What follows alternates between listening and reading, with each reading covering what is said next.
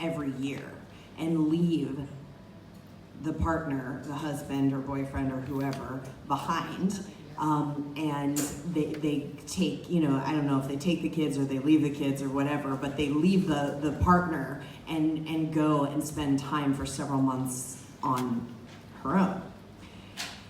And so that was one of the reasons why he created the women's camp, was because he saw that in the culture and he was like, okay, this is not a coincidence that the women who have time to kind of find again themselves and spend time in a kitchen or in a living, you know, at the hearth with their mother and their sisters, and you know, and have time to kind of cultivate that part of themselves, they tend to be more full and more balanced women.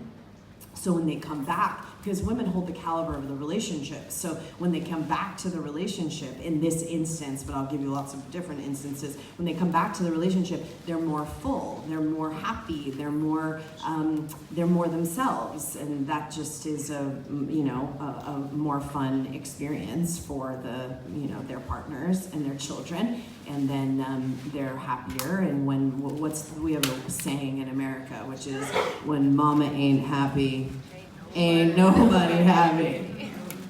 That's how that goes. So that's part of so that's how he created women's camp, was, all right, let's take the women 3 months a year away. I mean, this is this is impossible to think about. These are women who had children and husbands or partners of some sort or another. Some of them were single, but a lot of them were householders of one sort or another. And they left the children and the partner for 3 months to go deeply into their spiritual practice and into their own kind of relationship with themselves. And that was the beginning of Ladies Camp. Should we all look up there? They are decorating. They are men. We're looking. Hey guys, woo! Okay, are we curiosity sated? We can pay attention now. Okay, good. But it is fun to watch men doing things. It's one of my favorite things to do. But that's the kind of that was the beginning. And in the beginning, he didn't call it Ladies Camp, he called it, does anybody know?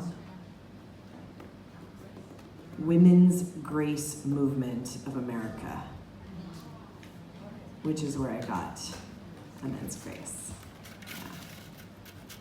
Yeah. And I actually might be saying, there might be another word in it.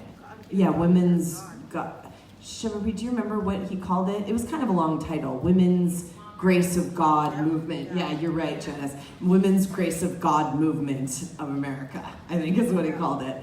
And that was, and he established that in 1971, when, the 60s era of kind of free love and the drugs and the whole thing. It was very sexist. And one of his, very famous quotes, which we put on our women's march posters and all that, he looked around and he was like, everybody's calling the woman a chick, but I believe she's an eagle.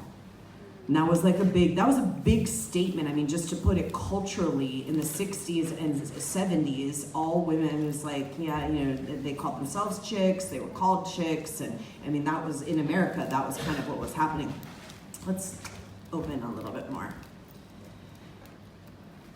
Just imagine this is a cervix. Instead of being tight, we're gonna open that thing up.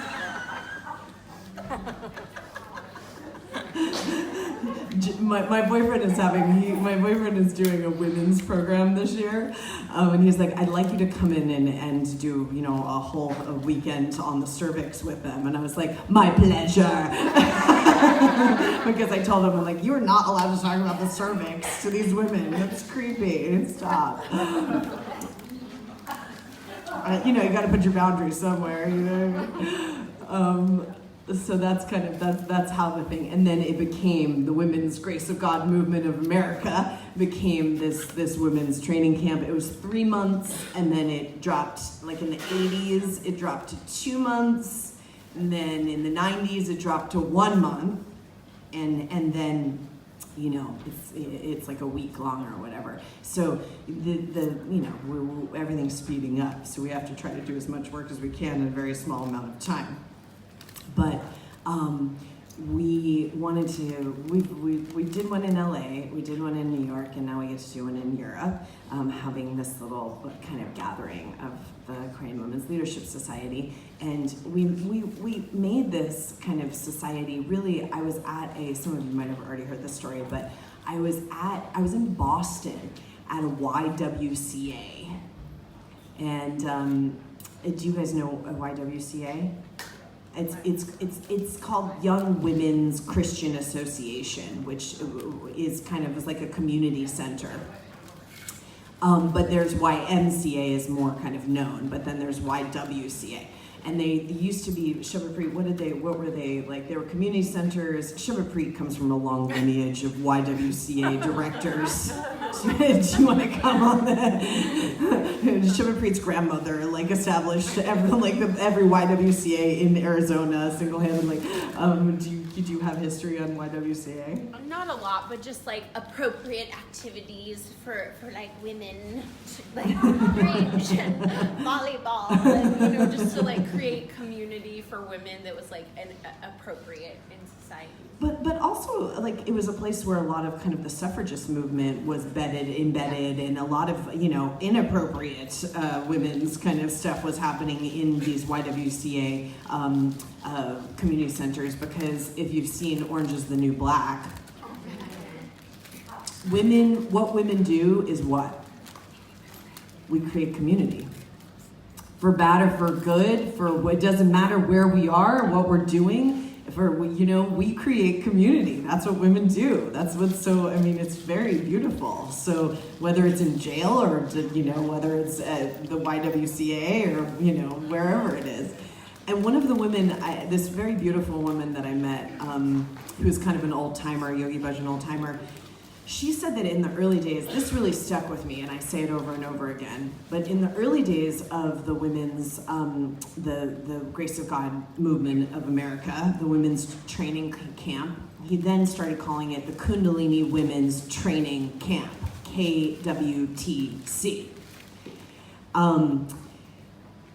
She said that it took, her experience was that it took about 2 to 3 weeks into the training or the camp to feel like all the women's kind of competitiveness and pettiness and cattiness and kind of just all this cultural conditioning would start to finally fade a little bit, and like you would start to feel the heart of just the yearning of women and the desire to. Now we're in a different age, and I do feel like so much of that is shifting, but one of the things that I think that this kind of communion is really about is deconstructing your own inner patriarchy, the ways that you've kind of inhabited and upkept the patriarchal regime in yourself. And what are some of those ways that we do that? Putting yourself down. Dieting. Being hard on yourself. Being hard on yourself. It's like overachievement in work. Yeah, overachievement. Self-doubt. Self-doubt. Suppressing joy. What else? Being a perfect mother. That's a great, thank you for saying that, because we've been having some interesting conversations about this in Immense Grace, because I just feel like it's not talked about a lot, that it's, the institution of mother is one of the most patriarchalized institutions. It's kind of interesting. I'm not talking about motherhood itself. I'm talking about the institution of motherhood. So that's a really interesting one. Good job. I like that one. What else? Anybody else have another one? The way... Perfect child, yeah. I mean, that one is so huge. Like, I mean, in my friend, I did a podcast with her, and I think she's doing really great work on this. I did a talk show with her, reality riffing, Erica Chitty Cohen. She's really talking about like the imperfection of the birth, you know, whatever the birth experience. I think she's putting a really nice voice to it because she's well spoken, and she's, you know, a woman of color, and you know, she has some really interesting kind of background. And she's not had a child either, which I think is interesting, you know, so, and she's in a kind of an interesting, unconventional relationship, and so she's an interesting woman, but yeah, she definitely talks a lot about this particular thing, this kind of, and in West Side of Los Angeles, it's heavy duty. It's like, oh, you got an epidural.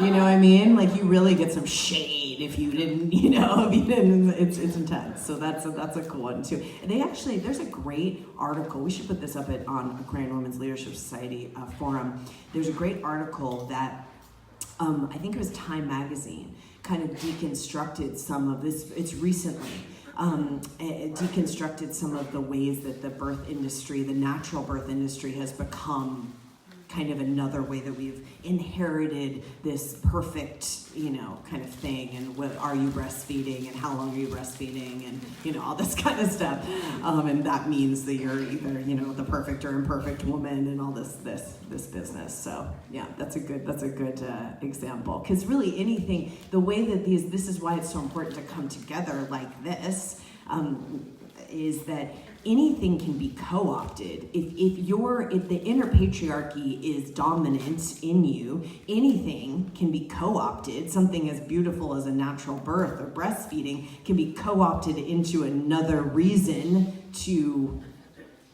enact violence against ourselves and each other. Make room for Elise. There's room over here too, if we wanted to like kind of round it out, which of course my Virgo is really irritated that it isn't, so I could like make this much more perfect.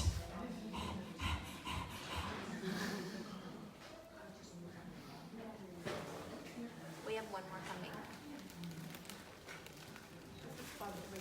There's a spot right here. It's the hot spot, but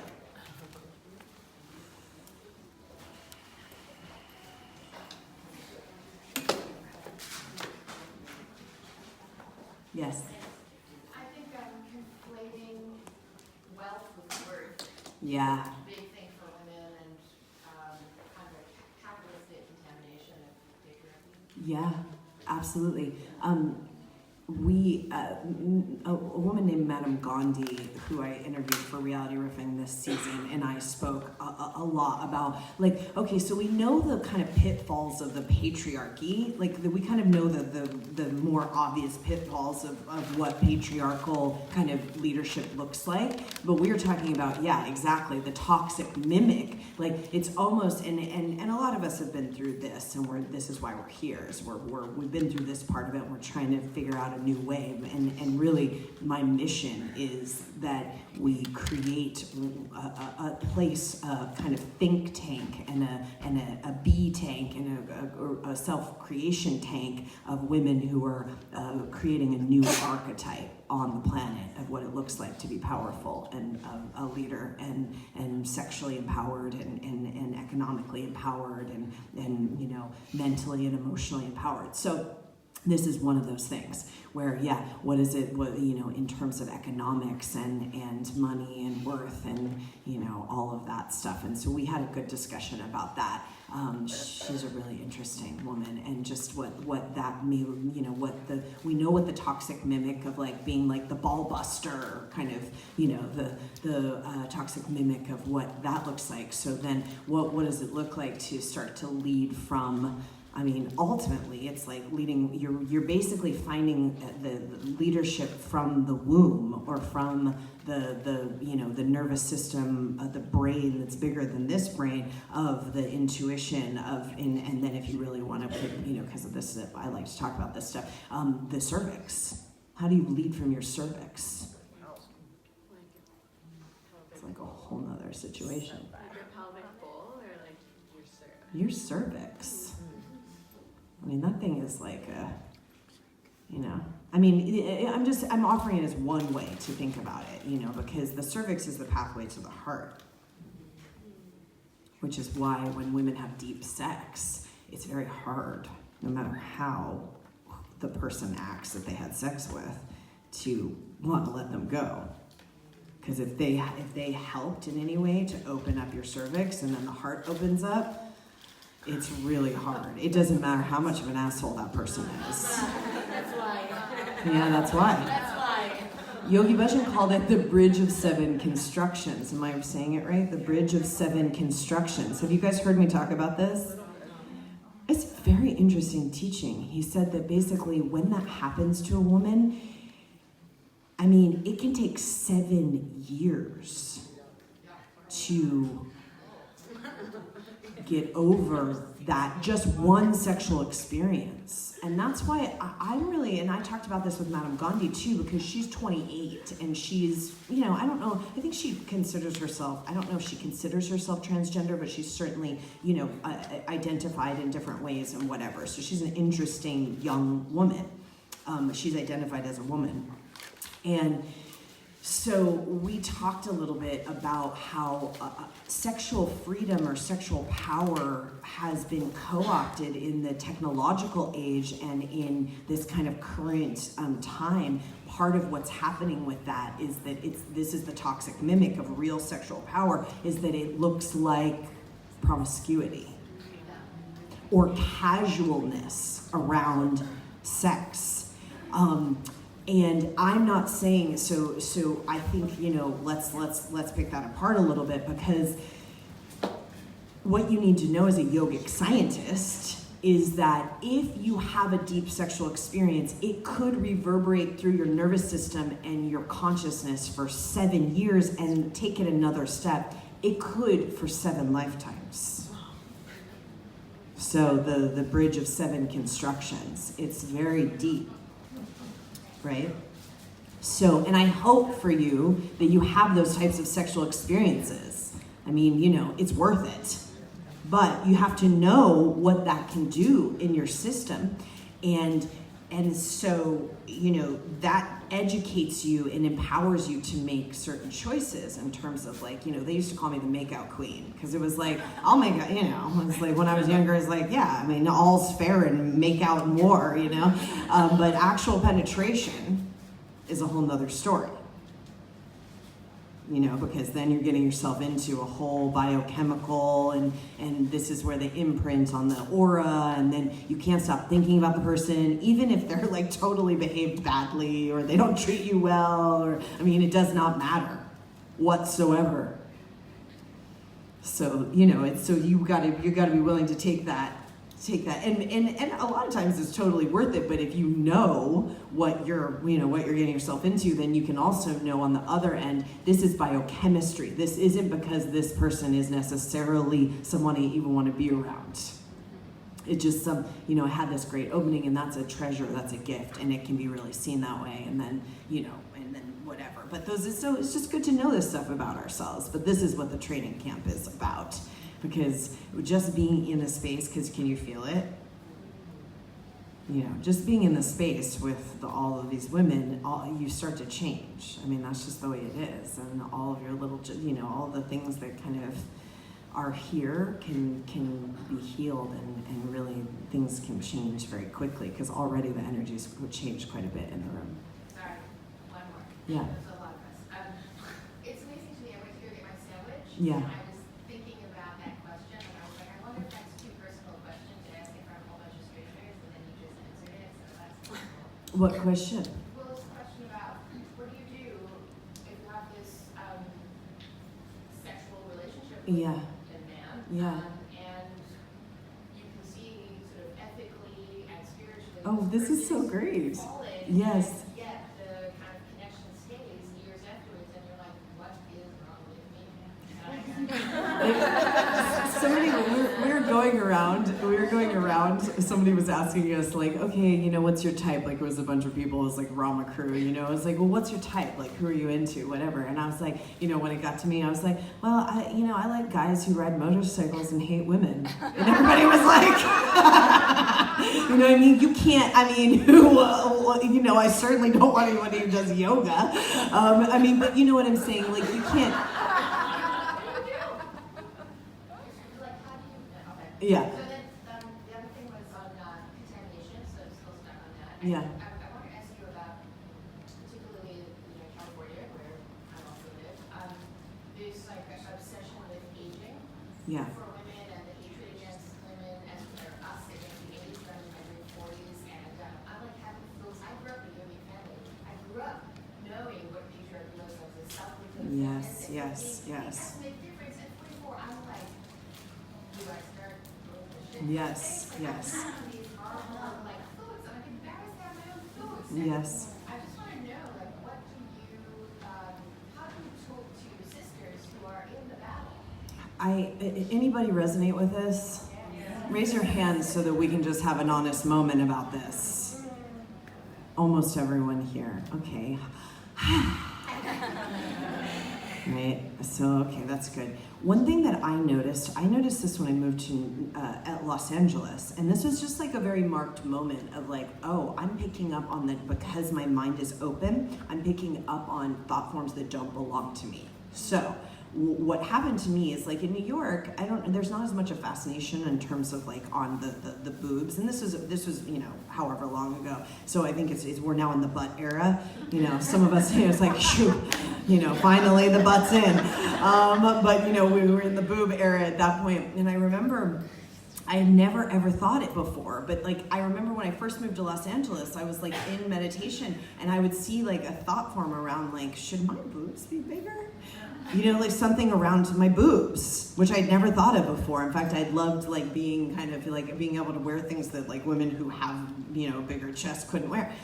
So I marked that as like, that is a thought form, that is a collective thought form that has gone across my mind because this is a big, you know, it's a big satellite dish, right? So that thought form just came, you know, it was just an option because there's 1,000 thought forms per blink of an eye. And I really marked it as like, it was very clear to me that did not belong to me. So, part of the now when we're getting into the aging kind of conversation and the major, first of all, the billions of dollars made on our kind of insecurity around this. And second of all, as Guru Nanak said, you know, I'm totally paraphrasing Guru Nanak here, but basically he many times in a lot of his kind of poetry talked about civilizations that did not understand or honor the mother queen could not flourish, basically. And so we're kind of in that, we're seeing that really play out right now. And and that's gonna play out even more, just FYI, which is why we have to get stronger. So part of this kind of the mission, and you know, if I can invite you all in any way from the deepest of my heart, that we're doing the real work on the front lines of creating a new kind of archetype of the empowered feminine in all of her forms, in all of her, you know, cycles and ages and forms and shapes of the body and all of that. That all of us have a piece to that because we're literally all holding, you know, look around, look at all of the different embodiments of she here. I mean, it's pretty profound. So we're all holding that. And so part of the reclamation and the shift of this matriarchal age is that the woman who is in a different cycle, which we could call the crone, or we could call the, you know, whatever kind of cycle you'd want to call that, which is not, the kind of 40s, a lot of life cycles happen during the 40s in yogic terminology, but we're certainly not in the crone yet, so, but I don't know what, you know, what is this, right? What that, you know, the redefining of worth and the redefining of beauty and the redefining of empowerment on real life, like in each moment. I mean, I feel that this is some of the biggest legacy we can leave for the future generations. And so this is exactly, this is the big work. And then, you look around and some of us may have made choices of doing things to ourselves to, try to fit in in kind of an ageist way or other ways. So, we're all in it in different levels and different, participation. And that's nothing to feel guilty about. It's just part of this is the true kind of deconstruction of this. This is the inner patriarchy at work. And so you can make a big contribution in this space if you start to really find the beauty and the power from a different source. And that's really what the women's work is. I mean, that's one of the biggest parts of this women's work, because in a culture that just basically doesn't even, like, women over a certain age become invisible, that's a culture that will destroy itself. And the prime, and like, I sort of feel like I am ramping up my spiritual power at the kind of first phase of a full blossom, and I've got a culture saying the opposite, and it's schizophrenic. It's Yeah. like complete falsity. Yeah, it is. So the more that you can kind of inhabit the grandmother, I mean, that's the big, it's like, think about, and I even think about my relationship with my grandmother, like all of the different ways grandmother has been, mother and grandmother has been in us. This is why in Immense Grace this year, our big work has been the matriarchal kind of healing, because all of the ways mother and then I think even deeper, honestly, is grandmother. How we have kind of shirked that wisdom and how we've made it, old or incompetent or irrelevant or, in us, forget, but the externalization of that is obviously in the relationship of the actual grandmother, or just the society's relationship to grandmother. I mean, look at that's another. I think in Europe, I feel it's a little bit healthier than in America. Certainly it feels that way. I could be projecting that, but it feels more. And in certain other cultures, there's more of a space for it. But one thing that has been incredibly healing to me is, actually, I was doing some, like, this amazing teacher. I was doing some of his work. His teacher created a movement form called Continuum, but he doesn't call his work Continuum. But and you're basically going into biological shape and biological movement. And I totally had, like, for like 4 hours, I was like eating grass with like 8 limbs and like an arachnid, like grandmother spider, total embodiment of grandmother spider.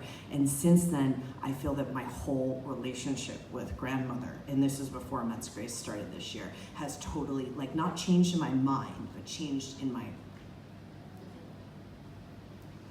So, but we're on the front lines. That's why these conversations are so important, because I just feel like they're who can you point to that there are few that have blazed a trail for sure and done their best in their conditions and what they have been through, but we need lots more.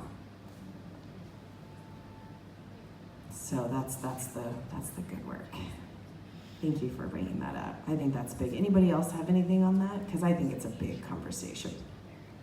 Shubhapreet, do you want to share with the rest of the group?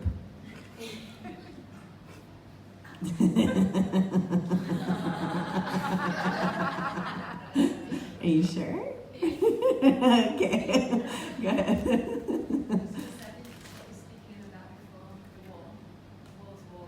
Yes.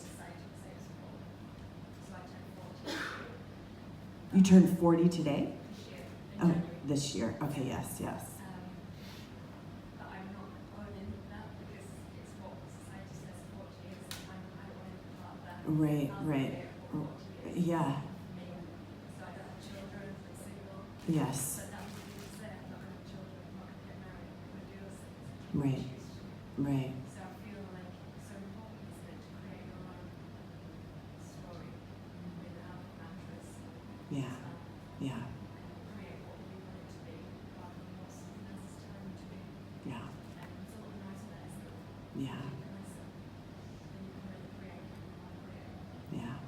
takes a lot of strength, and that's part of why also we come into community, because we can't do it alone. You have to, you need the prayer of community to help you to hold and sustain that against literally a storm of cultural conditioning and cultural kind of, fear. And you know how much money is made on women who don't like themselves? I mean, I'm talk about nothing else but economics. You know how much money is made on women who think they can't get pregnant at a certain age?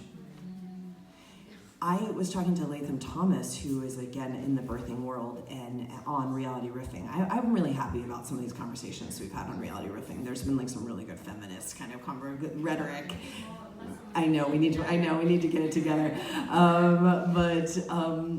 So she was saying that she was working she was doing birthing kind of work in South America, and she was working in the fields and with women who, their mothers being in their 50s and the daughters both pregnant at the same time without any, just because they were never told they couldn't get pregnant, basically. So because of that, the women were effortlessly getting pregnant in their 50s. That's kind of intense, coming from the hysteria of fertility that's, and also then connected also to, the hysteria of dieting, which will, it will take away your vitality and your so this stuff's all connected, but so good job. Well, this is exciting. First of all, just the two women who just said what their ages are. Would anyone know? No. This is the thing. It's like as a yogi, it's all changing deeply. In terms of our chronology and how we relate to it and our radiance, and it is changing. So I was saying yesterday to I don't think she's here, but my friend, when we were in New York a couple weeks ago, showed me a picture of me in 2008. And it was profound. I look profoundly better 10 years later. Younger, more vibrant, healthier. It wasn't even like, oh yeah, I still look good. It wasn't like that. It was like, I look profoundly better, So I just feel like and let me take it a mystical step further. The true goddess traditions and priestess traditions have the technology to change the way that we look at any given notice. So if there's a way that you want to be seen, you can make others see you that way. That's just straight Dakini. That's, any old Dakini on the street knows how to do that. That's Dakini street cred, you know what I mean? You can look like one way, you can look another way, you can embody, and your physical will change. That's just normal kind of Dakini street skills. Yes. Yeah, so I was thinking that same thing. I think it's like we're creating a revolution, because who cares what we look like, first of all, but it's nice to look good and look youthful and vital, right? Because I'm 50, I have 3 children, 2 grandchildren. 3 boys she has. And 2 of them, when they had a Christmas vacation, they wanted to come to Rama. Kind of. The 20-year-old, I had a strong arm. Yeah, but the younger one really wanted to come. Yeah, he did. He loves you. So sweet. He loves you. But so I think it's a revolution, and the thing is that hopefully even it can change. I can't believe you're that age. Who cares? Our age is irrelevant. Yeah. You know what I mean? Because I hear it, and it's nice to hear, but it's that's not the point. The point is not what we look like; it's who we are and what we do.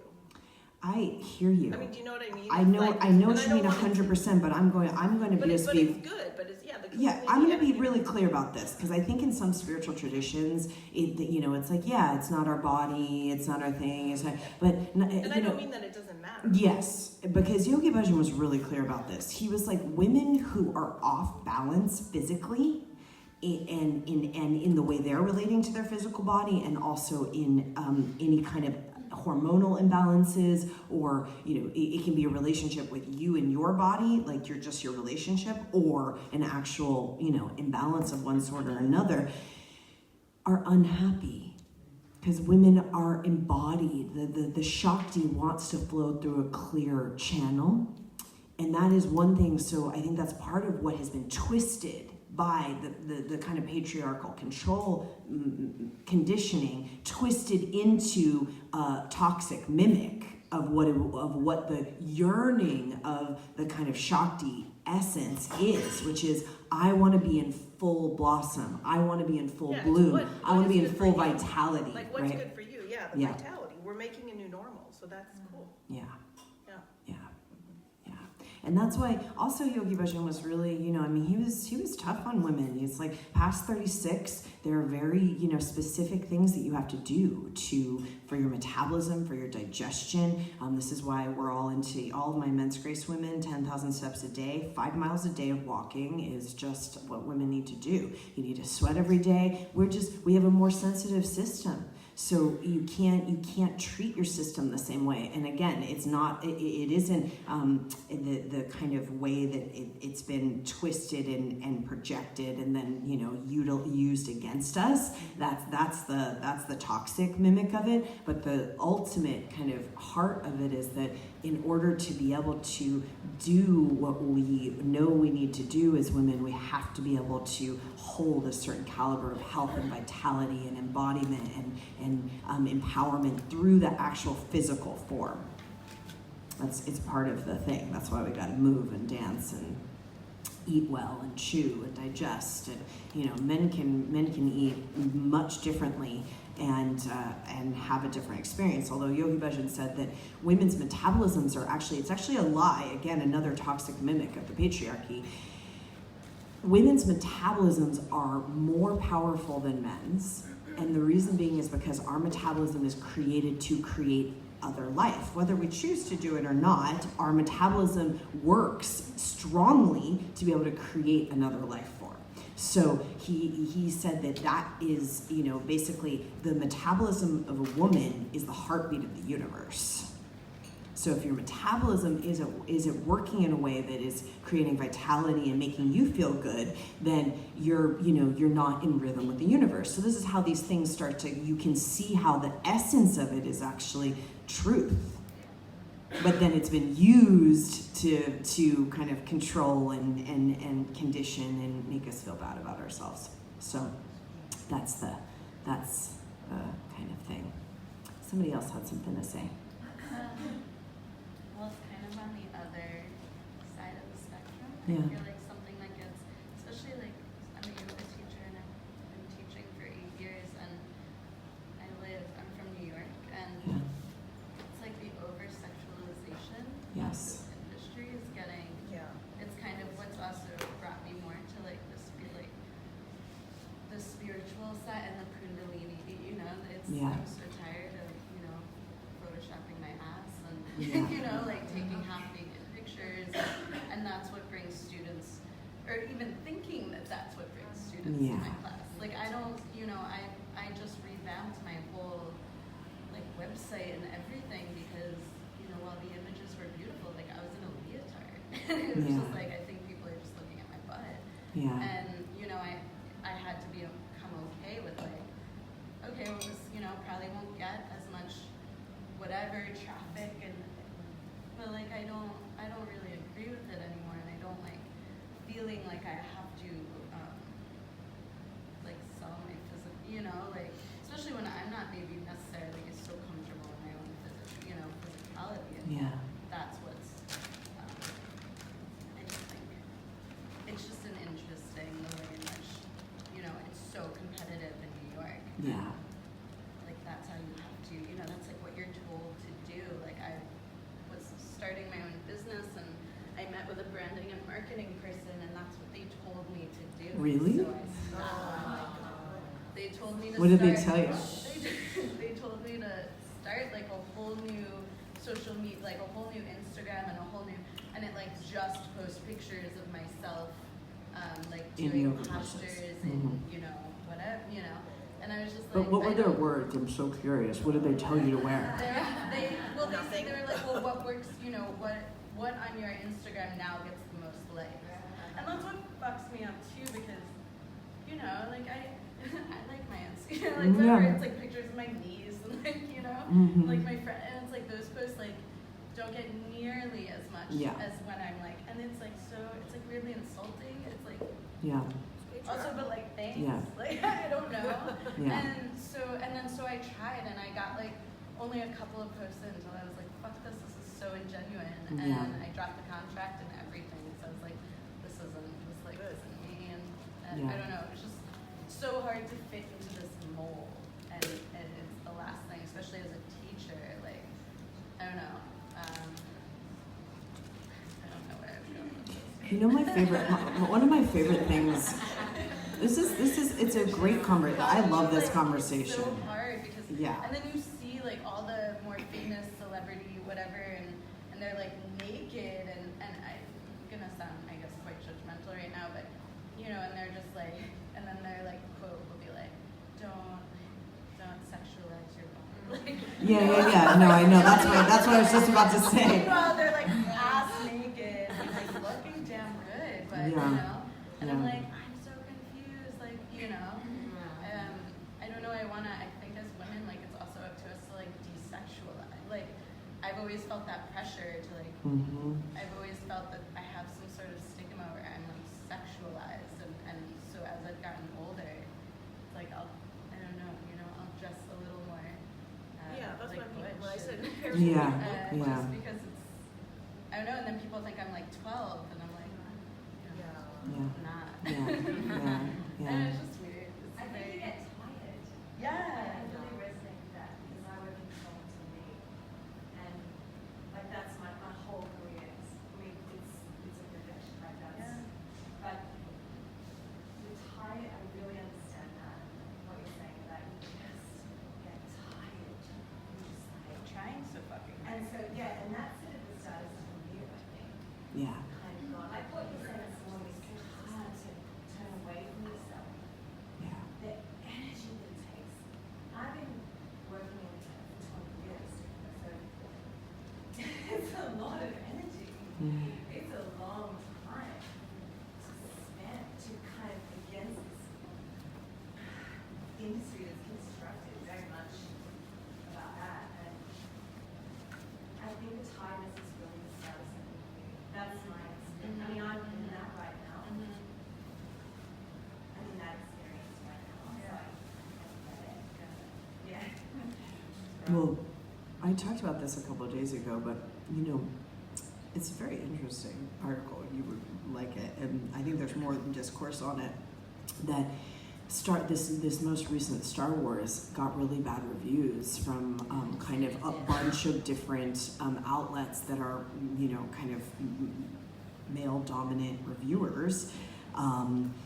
And this person kind of broke it down and then I think created more discourse around how that film had female leads that were not classically attractive. The actual cinematography was done in a way that was not like long shots over Rey's ass, you know what I mean, and stuff like that.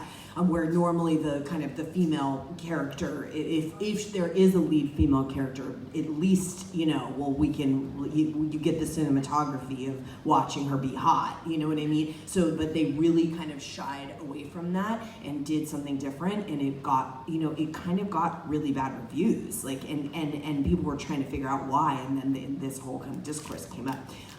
So when we're in, did you read about this? I haven't read that article. Yeah. But I heard yes. Yeah. And I understand because it is changing. People are changing the way they make Yes. art. Yes. They are. It's small, but they are. Yes, it is. Very much so. And so it's hopeful.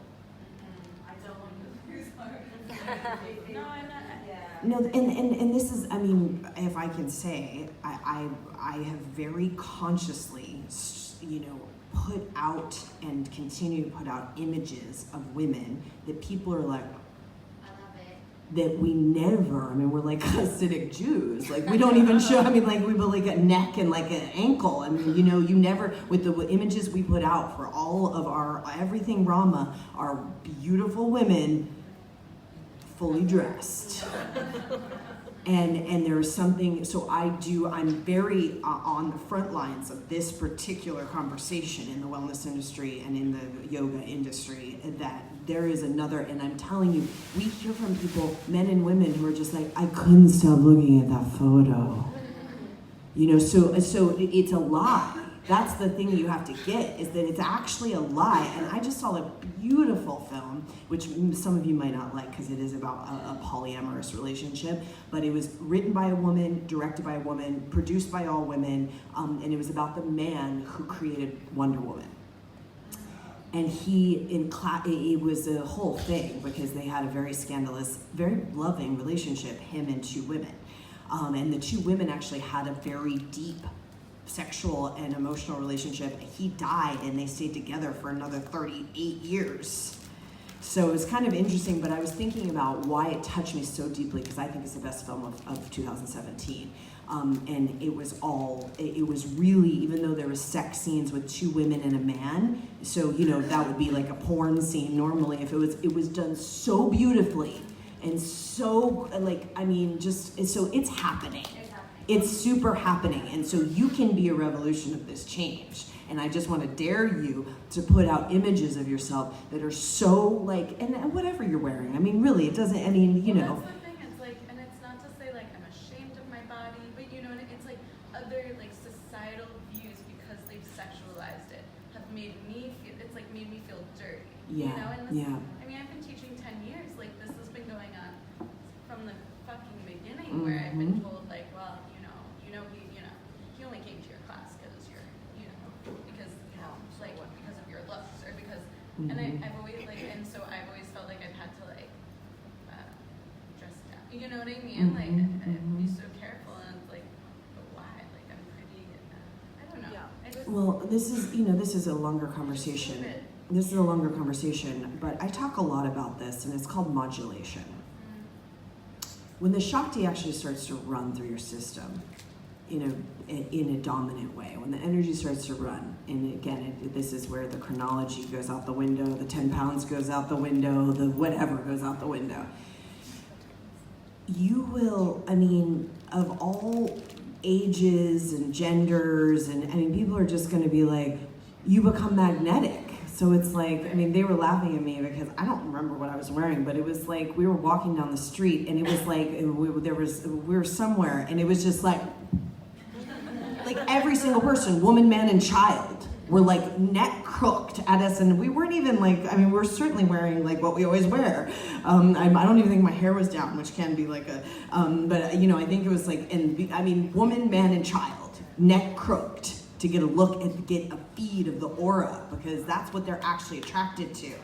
So I will just say that the more radiant, and then once you start to get these powers, then you have to learn how to modulate them, because it's not appropriate to put that Shakti out on another woman's boyfriend, or it's not appropriate to, no, but this is important.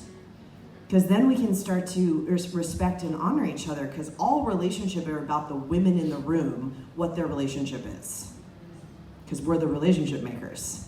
So when you're dealing with, like, you know, a man, you're maybe a guy that you're dating and a friend of his who's a woman, the relationship becomes you and that woman and nothing else.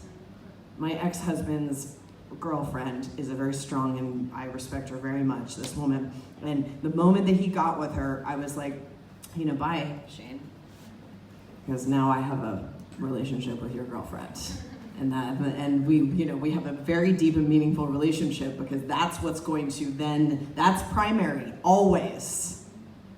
Then the relationships with then the relationship with the men can come in, but it's always the relationship with the women that are it's the circuitry of all civilization. So what about like lesbians? You know, like what about, like, how does that work then? what it works for same-sex relationships, the masculine, if a woman either identifies with a more kind of masculine essence, or in that moment is identified, then these things work the same way. So if you're with a woman who's dating a woman who's more identified with her masculine essence, it is a very similar relationship equation. Yeah. It may not be exactly the same, but it's similar. It's pretty similar. So, but yeah, so you know that, and then you learn how to modulate it because you have power over it. And then no one's making you feel bad about whether you feel like wearing a leotard or you feel like wearing like a burqa. Do you know what I mean? I mean, because a lot of the women who are, you know, Muslim and they're wearing burqas, they feel great. They take that, you know, when they're with other women, they take it off. They're wearing these amazing outfits. I mean, it's a whole culture. It's really cool. Was somebody saying something next to you? No, it wasn't you, Janice. Somebody wanted to say something. Or was it you? What is your name again? Remind me, from Brooklyn. Me? Yeah. Katie. Katie, that's right. Okay. Did somebody else have something on this? Okay. I actually had this experience because I have a couple of sons, two boys, and I went with my uncle when I was 7 to see the new Ghostbusters movie, which also got a horror reviews. Yeah. It's a brilliant movie, but the only thing that they changed is they're free for women leads instead of for guys. Really? And they reverse everything, so like the stupid secretary, it's a stupid guy.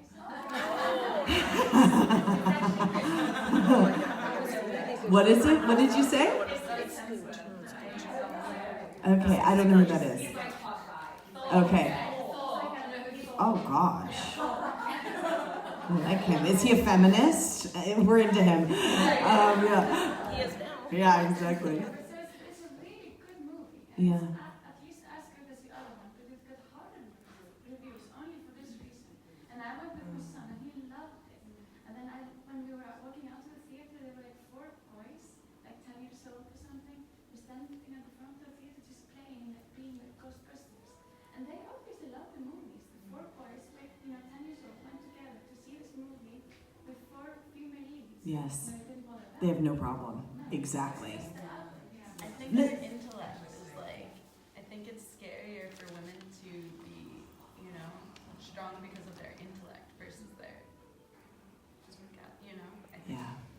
No, I think that these younger, souls are just, it's a whole different thing. And as I often say, don't worry, girl, your boyfriend hasn't been born yet. So don't worry, girl, your boyfriend hasn't been born yet. But you know what I mean? Because this, I think these young men are just, I do feel everything, we live on a polarity planet, so everything is going to have to shift. So all of the ways that you're gonna see, and then this is the question is, how do we not mimic the patriarchy? But we really create a new model of society, and that's why we have the Aquarian Women's Leadership Society, because how else are we going to create a new model of society if we don't practice a new society? It's just basically the thing. So this is why, these choices that we make and the ways that we, and I'm always, I think it's very important if you are in the wellness industry or if you are in any way have a platform, whether it's a social media platform or this is part of being a leader, is really truly feeling of you with implications of what you put out, the images and the words and what that does. Because one of the most, just to break the mold of this particular thing, the girl who's kind of has some of the most insta fame, social media fame in the yoga world is she's super just it's her heart, that girl, that yoga girl. She's just she's so sweet, and I was trying to I was really tuning into her aura, what is it about her that's so magnetic? And it's her heart, it really is, because I'm not into the whole oversharing and all that kind of stuff. It's I find that's always for me a cringer. I think it's it's just not. I think but she she's a bit of an oversharer, but she what is magnetic about her is. She's not she's pretty, but it's not, that's not what it is. It's her heart. And and she, I think, is probably the most famous yogi in social media. So let's cut to the chase of what's really going on. And so I think it's really important as a leader to feel into what the reverberations of what you're putting out there, and how can you put out a new, even if it requires, you not playing the games that a lot of people are playing, it's going to make you have lasting power and staying power, and give you, because a lot of these people are just a flash in the bucket, and then you find out they've had a nervous breakdown. One of these girls who's, there's a girl who's, kind of an Insta famous kind of yogi type, who does all these, things. She just like publicly came out and said like she's like can't get out of bed and that kind of stuff. I mean, what is that? And what does that say to people? It says, well, maybe this yoga stuff doesn't actually work. So, as leaders, we really have to think about what are we imprinting? What are we saying? Because I think social media is a beautiful platform. It gives everyone a voice. But then what are we feeding? So. I just have a quick last question. You were talking about women making the relationships in society, but can you clarify, because you said with your ex-husband that you now relate to his new woman, right? Yeah. But I also have 3 brothers. So, why, that doesn't mean I stop a relationship with them because they have wives, do I? No, I'm talking about what's the primary relationship. So just primary, if you want to have good relationships, I have to go through them, and I think you have to that's go through the bullshit. wives. But that's patriarchal, isn't it? No. It's Really? matriarchal. That's matriarchal. So I have to honor that matriarch. Absolutely. Who's running the show? Who's holding the caliber of the household? The woman. So you have to make her, you have to bow down to her as a queen, and then she will give you everything. I mean, my ex-husband's girlfriend and I adore each other. I mean, just just have a deep, adoring relationship, and I made sure that was going to be the case. So that's on purpose, and that's honoring the matriarch. 100%. Okay. You got to know what queendom you've walked yourself into, and how to, because then, see, the thing that happens with women is, because we haven't made ourselves a queen, we can't honor another queendom.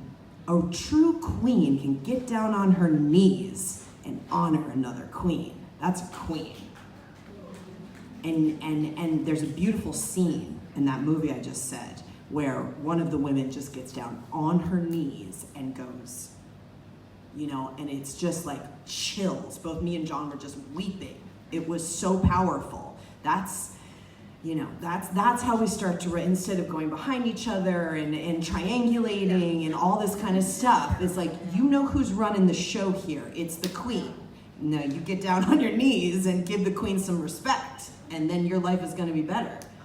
It's like, there's countless examples of this, but this is the way. And if you know how to do that, you become more of a queen. That's the bottom line. They told you it's the opposite, that somehow you lose something by doing that. You gain everything. So, well, this is just, it's too fun, isn't it? I just love this. Look at this.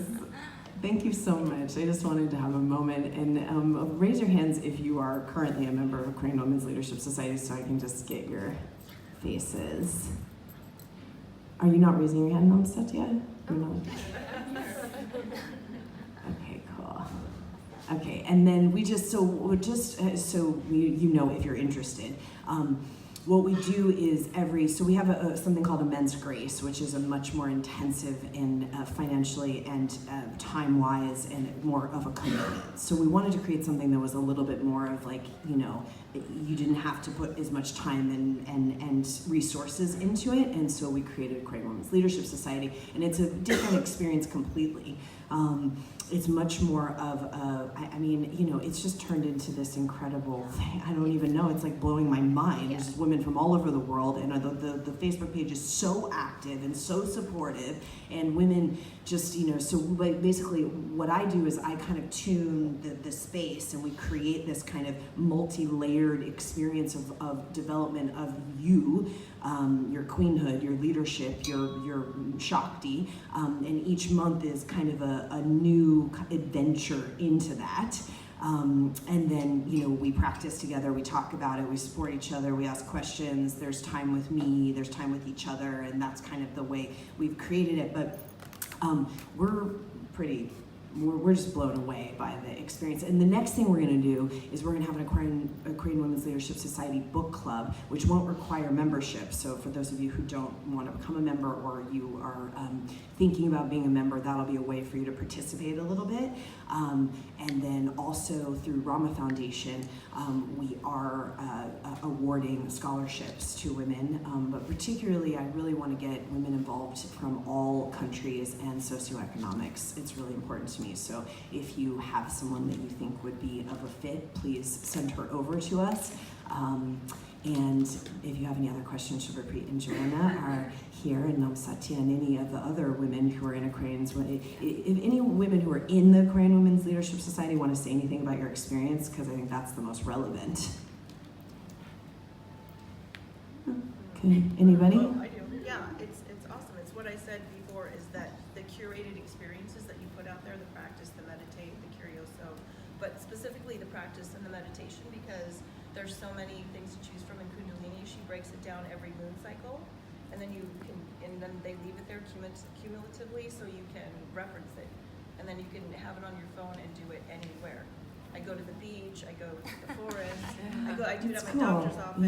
Yeah. So it's on demand. It's and bite-sized. Curated, yeah. It's cool because of that. Yeah, it's just nurturing that feminine energy. You know, for me, growing up in the UK, 90s, girl power, it was masculine energy, girl power, Yeah. feminine energy. So to learn how to be powerful from a feminine energy, not a masculine energy, commit to Ekamaya every day. Yeah. To hours of being part of the community on Facebook, and then naturally to own your power and to own your power and not be afraid to be powerful, but with feminine energy and not by yeah. But that's what draw me to owls, is to learn how to be powerful feminine as feminine. Yeah. But It's cool to hear you say owls.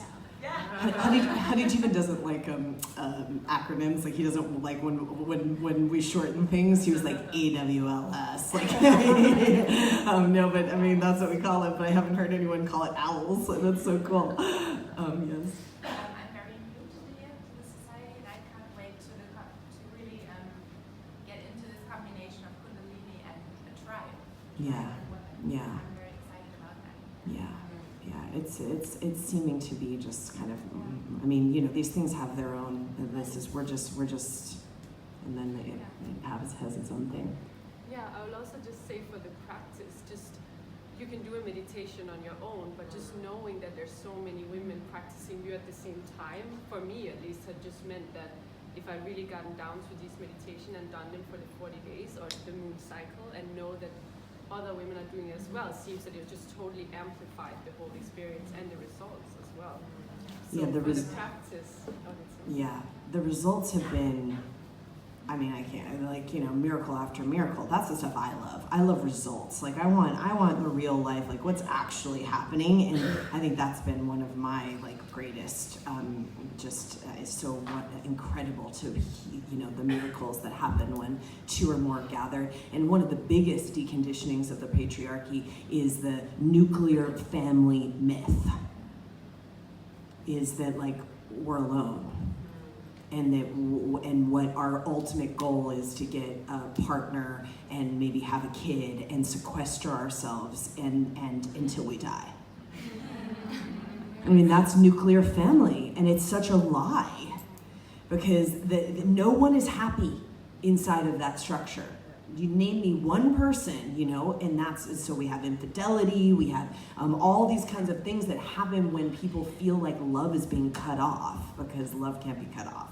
And so I think that part of the kind of answer to the modern relationship and all the issues that we have in modern relationship, both with ourselves and others, is intimacy outside of sexual relationship, or, you know, so platonic intimacy it makes you such a more fulfilled person. And then, you know, you can have a different level of relationship with the people who, you know, you're choosing to be in a more kind of romantic relationship or person. And the same with them, you know, but as women, if we come full, it just makes a whole different experience in the relationship scene. So, and then the women have, like, the relationship scene has changed, you know, indescribably with these practices, which I'm always happy, because women we want to know, like, is there going to be love?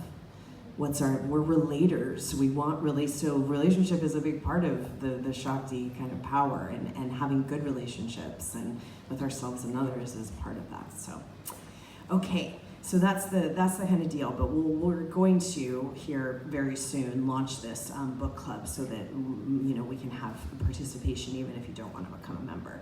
And then if you thank you for just hanging out with us, because it's just nice to do this. I feel like it's like such a treat.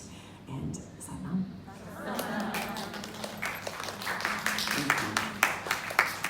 All right. So if you can recreate the room. Satnam.